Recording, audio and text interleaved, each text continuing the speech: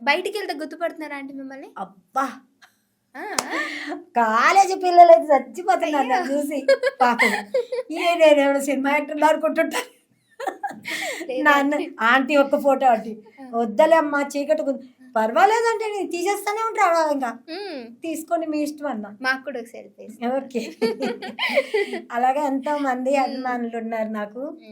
మరి నాకైతే ఏది బిగ్ బాస్‌కి పోతారా అని అడిగారు.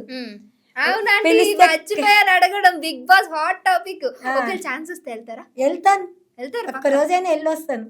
ఒక గంట లాగా అవ్వాలి. అదే నా కోరిక.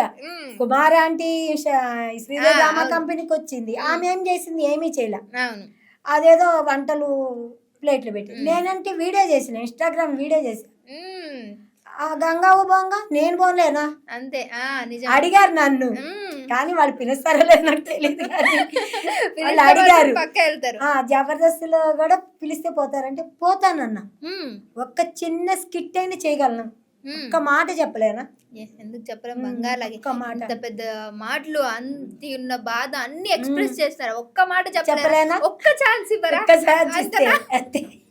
ఒక్క ఛాన్స్, ఒక్క క్షణం చాలు. ఏదైనా జరగాలంటే ఒక క్షణం చాలు. పోయిన సంవత్సరం యూట్యూబ్ లో సబ్స్క్రైబ్ కావాలని ఎంతో ఆశపడ్డా, వచ్చేసింది. ఈ సంవత్సరం ఇన్స్టాగ్రామ్ ఫేమస్ అయ్యి టీవీలోకి వస్తానని నేను అనుకోలేదు. సెలబ్రేషన్ అంట, ఫోన్లు చేసి నాకేమనిపిస్తలేదని నేనంట. నాకేమనిపిస్తలేదు.